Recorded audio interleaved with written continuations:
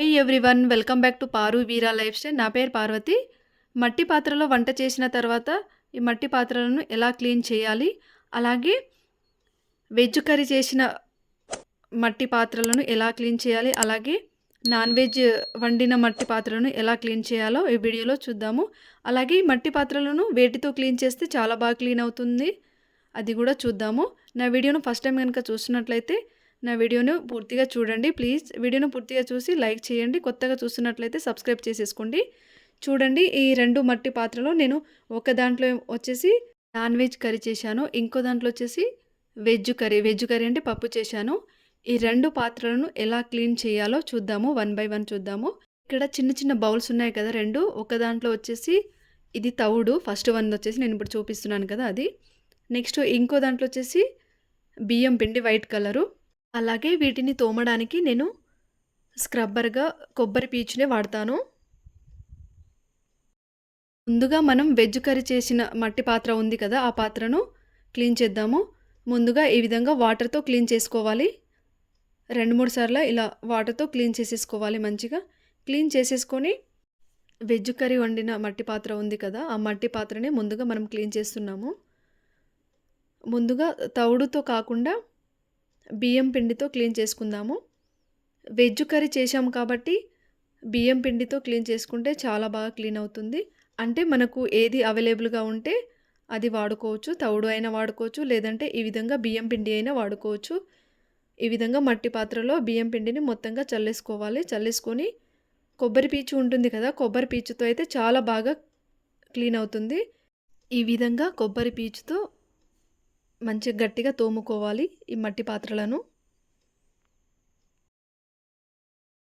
లోపల సైడు అలాగే పైన కూడా ఈ విధంగా తోమేసుకోవాలి. బయట సైడ్ కూడా ఈ విధంగా మంచిగా తోమేసుకోవాలి. ఈ విధంగా తోమేశాక మనం ముందుగా వాటర్తో క్లీన్ చేసేసుకోవాలి. ఈ విధంగా వాటర్తో క్లీన్ చేసేసుకోవాలి. లోపల సైడు బయట సైడు మంచిగా క్లీన్ చేసేసుకోవాలి. ముందుగా నేనైతే కొబ్బరి పీచును క్లీన్ చేసేసుకుంటున్నాను. ఈ కొబ్బరి పీచును క్లీన్ చేసేసి మనం సైడ్కి పెట్టేసేయాలి. తర్వాత మట్టి పాత్ర ఉంది కదా, మట్టి పాత్రను మంచిగా క్లీన్ చేసేసుకోవాలి వాటర్తో. 2-3 టైమ్స్ బాగా క్లీన్ చేసేసుకొని ఈ మట్టి పాత్రలో ఉన్న వాటర్ని మొత్తం ఈ విధంగా కింద పోసేసేయాలి. చూడండి, చాలా బాగా క్లీన్ అయింది కదా. మనం ఈ విధంగా మట్టి పాత్రలో వెజ్ కర్రీ చేసిన ఈ విధంగానే క్లీన్ చేసుకోవాలి. నాన్ వెజ్ వండుకున్న మట్టి పాత్ర అయినా ఈ విధంగానే క్లీన్ చేసుకోవచ్చు. బియ్యం పిండితో క్లీన్ చేసుకోవచ్చు. అలాగే నెక్స్ట్ వచ్చేసి మనం నాన్ వెజ్ కర్రీ చేసిన మట్టి పాత్ర ఉంది కదా, ఆ మట్టి పాత్రను క్లీన్ చేసుకుందాము. ఈ నాన్ వెజ్ కర్రీ చేసిన మట్టి పాత్రని ముందుగా మనం వాటర్తో క్లీన్ చేసుకోవాలి. మంచిగా క్లీన్ చేసేసుకోవాలి. చూడండి, ఇది వచ్చేసి నాన్ వెజ్ కర్రీ చేసిన మట్టి పాత్ర. ఈ విధంగా వాటర్తో క్లీన్ చేసుకోవాలి 2-3 సార్లు.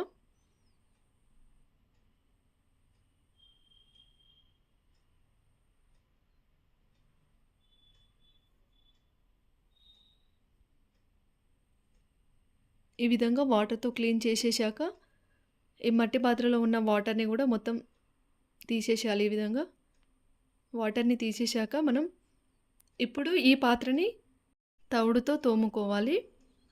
బియ్యం పిండితోనైనా తోముకోవచ్చు, కాకపోతే నేను తవుడుతో తోమి చూపిస్తున్నాను. 2 వేలో చూపిద్దామని 2 పద్ధతిలో చూపిస్తున్నాను. బియ్యం పిండి అలాగే తవుడుతో. నేను ఇంట్లో గిన్నెలను తవుడుతోనే తోమేస్తాను. అలాగే తవుడుతో పాటు కొబ్బరి పీచుతో చేసిన స్క్రబ్బర్ని వాడతాను. ఈ విధంగా ఈ మట్టి పాత్రను లోపల సైడు అలాగే పైన సైడు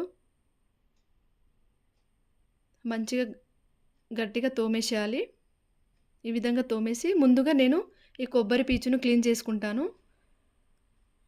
ఈ కొబ్బరి పీచును క్లీన్ చేసేసి పక్కన పెట్టేసి తర్వాత ఈ మట్టి పాత్రను వాటర్తో క్లీన్ చేస్తాను. 2-3 సార్లు లోపల సైడ్ బయట సైడ్ మంచిగా క్లీన్ చేసేసుకోవాలి. ఈ విధంగా క్లీన్ చేసిన తర్వాత ఈ పాత్రలో ఉన్న వాటర్ని మొత్తం కింద పోసేసేయాలి.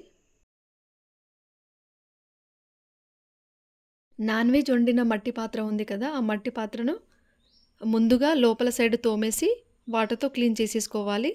తర్వాత నెక్స్ట్ వచ్చేసి వాటర్తో క్లీన్ చేసుకున్న తర్వాత బయట సైడ్ తోమేసి అలాగే లోపల సైడ్ కూడా మంచిగా తోమేసుకోవాలి. తోమేసుకొని ఈ విధంగా రెండోసారి వాటర్తో మొత్తం క్లీన్ చేసేసుకోవాలి మంచిగా. చూడండి ఈ విధంగా క్లీన్ చేసేసుకున్న తర్వాత మనం నాన్ వెజ్ వండాం కాబట్టి నీచు స్మెల్ రాకుండా ఉండడానికి నేను ఈ విధంగా లెమన్ వాటర్ పిండేసుకొని లెమన్ వాటర్తో తోమేస్తాను లోపల సైడు. ఈ విధంగా తోమేసిన తర్వాత మనం క్లీన్ చేసుకోవాలి. వాటర్తో ఈ విధంగా క్లీన్ చేసుకోవాలి. ఈ విధంగా వాటర్తో క్లీన్ చేసేసాక ఈ మట్టి పాత్రలను ఏం చేయాలంటే మళ్ళీ మనం ఈ మట్టి పాత్రలో కొంచెం వాటర్ తీసేసుకొని గ్యాస్ మీద పెట్టేసుకోవాలి. ఈ వాటర్ మంచిగా బాయిల్ అయ్యేలాగా 5 to 10 మినిట్స్ వరకు ఉంచాలి. ఈ విధంగా వాటర్ బాయిల్ అయ్యాక మనం మంచిగా క్లీన్ చేసుకోవాలి ఈ మట్టి పాత్రను. చూడండి ఈ విధంగా మంచిగా హాట్ వాటర్తో క్లీన్ చేసేసుకొని వాటర్ అంతా పోసేసేయాలి. ఈ విధంగా చేస్తే మట్టి పాత్రలు చాలా బాగా క్లీన్ అవుతాయి. స్మెల్ కూడా ఏం రాకుండా ఉంటుంది. అలాగే నెక్స్ట్ వచ్చేసి అంటే ప్రతిసారి మనం అందులో వాటర్ బాయిల్ చేయాలని ఏం లేదు. వేరే గిన్నెలో మనం వాటర్ వేడి చేసుకొని ఈ విధంగా అయినా మనం ఈ మట్టి పాత్రలను క్లీన్ చేసుకోవచ్చు. ఈ 2 పద్ధతులను వాడి ఈ మట్టి పాత్రలను ఈ విధంగా క్లీన్ చేసుకోవచ్చు. చూడండి ఎంత బాగా క్లీన్ అయ్యాయో.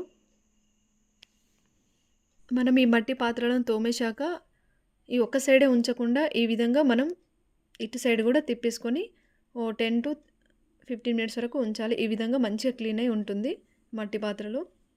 ఈ వీడియో కనుక యూస్ఫుల్ అనిపించి నచ్చితే లైక్ చేసి సబ్స్క్రైబ్ చేసుకోండి. అలాగే షేర్ చేయండి, కామెంట్ చేయండి.